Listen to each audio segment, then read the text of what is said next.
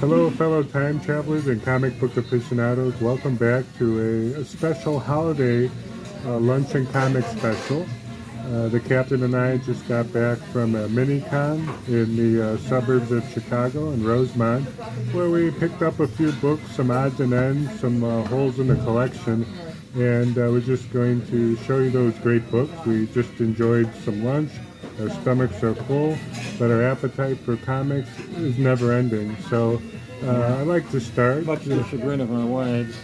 To the chagrin of our wives, and well, we have to make nice, of course, and do our best. But we have some great pickups that we want to show. I'll start out with Charlton Comics. I've been on a bit of a Charlton binge lately, and oh, we have a Christmas tree setting up right there. This is an advent calendar.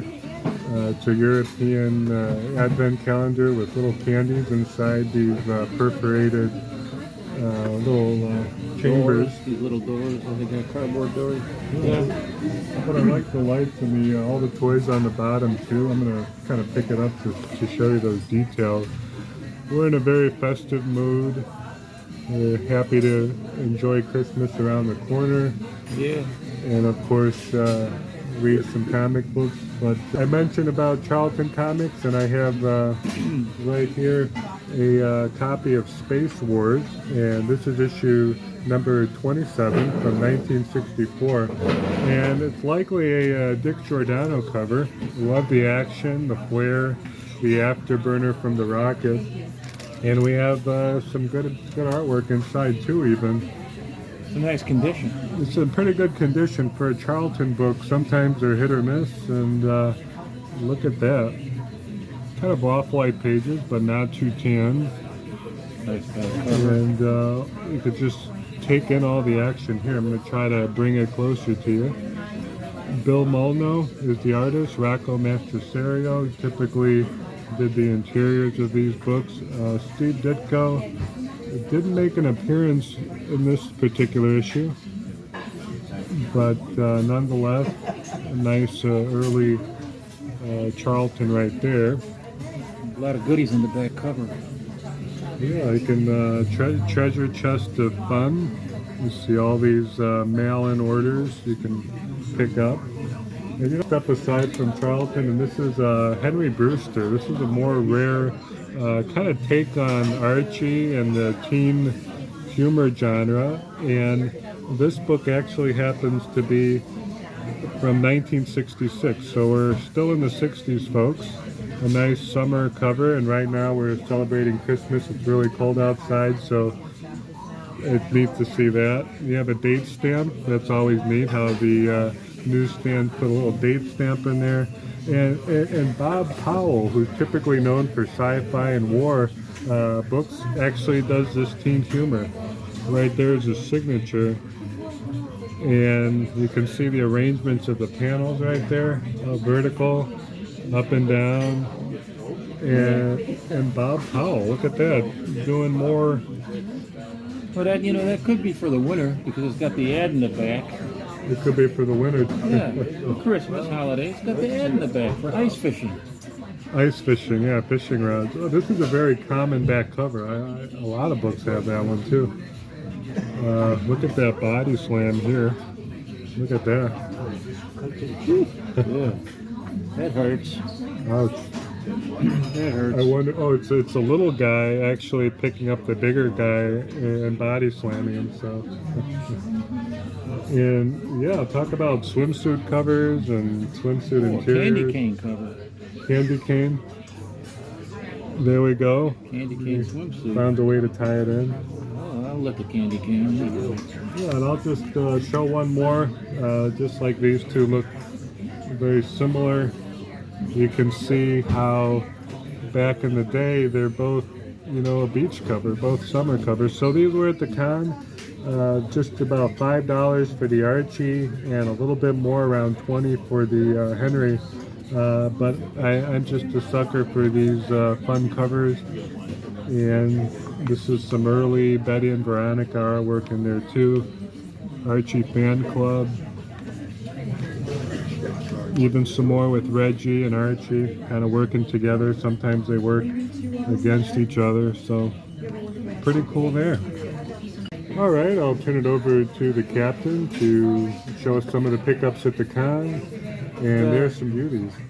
So here's one annual from 1977. Warlord of Mars. Sorry, but we don't have a Gil Kane alarm here, so I'll just we'll make here, I don't know.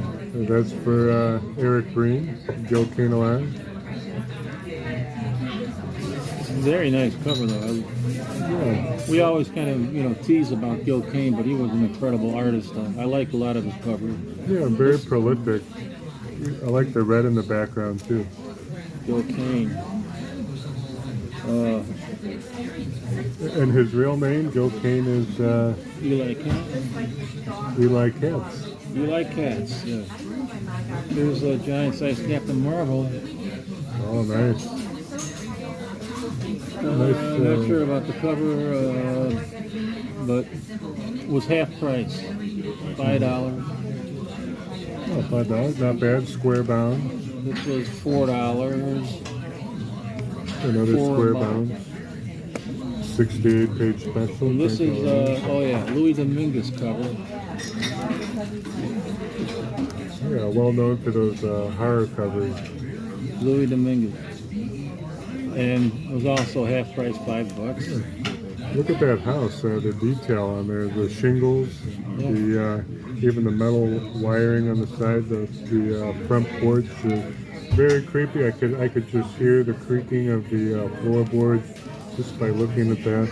And I also like the logo here. It says that $1, the more budget buy book. You get a lot for your buck. It's thick.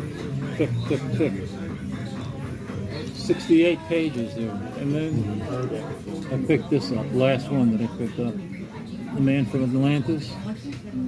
And who did the cover? I think John Buscema and Joe Sinnott. Who did the inking, yeah.